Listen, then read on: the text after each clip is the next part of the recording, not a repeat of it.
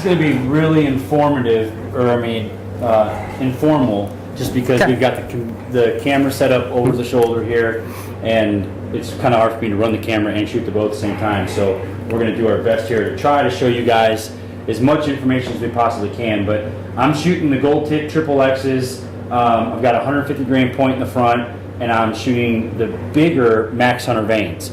So we're going to find out here if the vanes are going to work, or if I'm going to have to scale down, go to something smaller profile and maybe longer. We'll have to see as we go. There's a few things that I like to do with tuning the bow, and my tuning methods are different than some of the other folks out there. I believe that I really don't want to do a whole lot of changing to the bow. I feel like the bow companies built the bow as good as they could. I don't want to do more to that than what I need to. Yeah. So I like to look for a forgiving arrow, and I know some folks, their opinion differs, but to me, I believe there is such a thing as an arrow that's too weak, and I believe there's such a thing as an arrow that's too stiff. So therefore I think that there's something in the happy medium. Just like some people, there's a draw weight that's too much for them, and then there's not enough, so for that reason, I like to manipulate my arrow so that my bow shoots, as good as it can. And again, some people's theories are different, but let's just blast one there somewhere in the paper, and then we'll see what we got to go off of. Oh my God, I love this.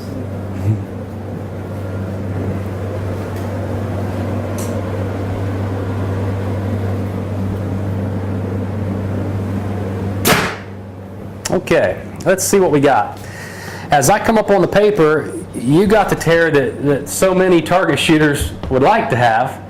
You've got just barely high left. You can see where the round hole entered, and you see two vanes coming off. You're barely knock high left. That's probably a tear that would produce just awesome grouping for you. But if you want, we can go ahead and adjust that. We can bring it in a little bit and try to flatten the arrow out some, and try to get it, just a little cleaner yet if you want. Well, we want perfection, Jack. All right. Well, then This is the ultimate bow build. all right. We'll get after it.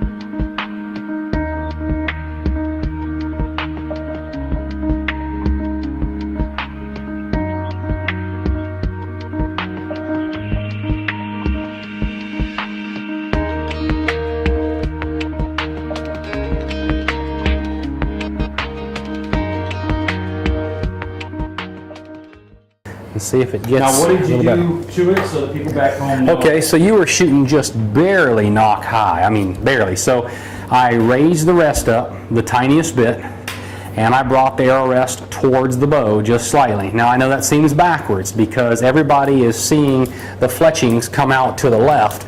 And I'll just take an old used arrow as an example.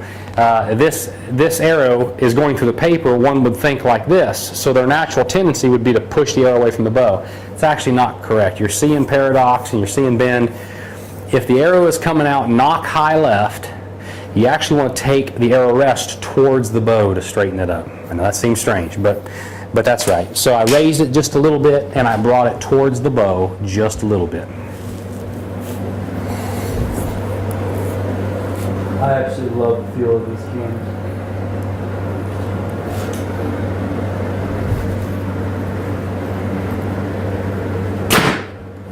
Okay, let's fold the paper over to see what it actually did. All right, it's just barely out of a bullet hole now. It's still barely on the high outside edge. I mean, barely. So if I'm going to do any more movements, it's probably going to be a half to a third as much as I just moved it on that first shot. It's barely high left. So we'll make just another small adjustment. Okay. I just wish I could find one place that has everything I need in archery. Is that too much to ask? Dad, just go to LancasterArchery.com. They have everything.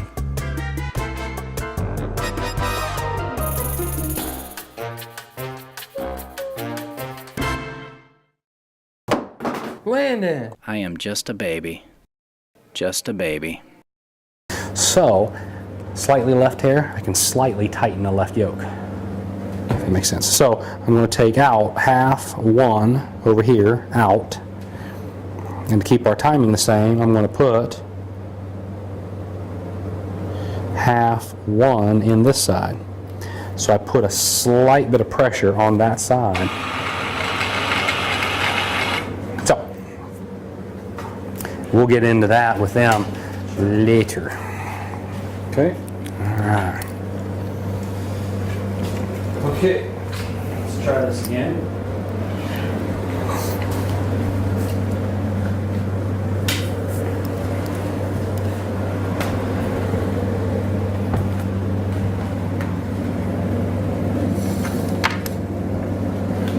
You know, one thing, Jack, that we didn't do, that we're probably going to want to do,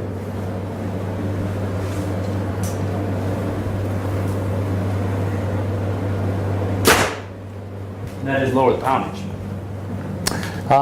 Never thought about that. We could. Now, we got a bullet hole. We do have a bullet. So let's check and see where your poundage is, and you can tell me how it feels, because one thing about this cam is it's producing a little more let off than most. You know, it says around 75. It may feel to be a little bit more than that to you. So, I mean, I can tell you right now that I'm not going to want to shoot 2 Vegas or 5-spot round, a Vegas round at 62 pounds. okay, You know what I mean? let's check and find out where we're at. We can back it off. But if you take a peek, Let me show the. we're on a bullet hole now.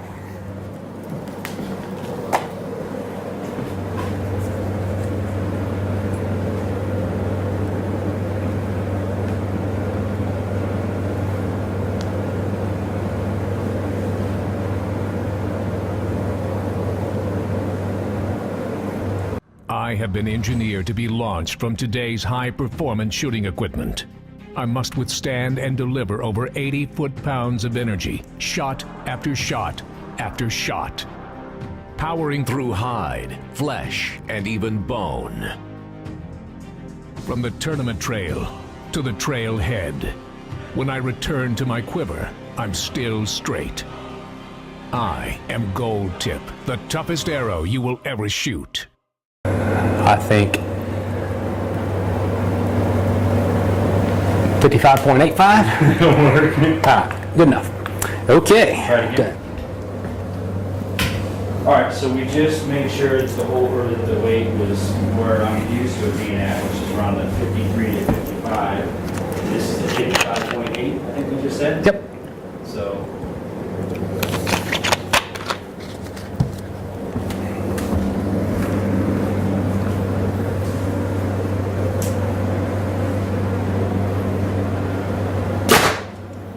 Okay, let's fold the paper over. Okay. Don't want to scare anybody. But what that looks like. All right. It's darn near a bullet hole, but what I can tell you is by taking that poundage off the bow from max, it moved the tear over just a little bit. I'm going to go ahead and bring the rest back to the outside just ever so slightly. And that's just a really good word to the wise as far as guys messing with their poundage, how much that can change. Oh yeah, we moved that poundage about 3 pounds from where it was, and it moved it that much. So, yeah, everything does matter. I'll build the edge, but I'm leaning towards a pro comp. Okay, I'm gonna go above all those.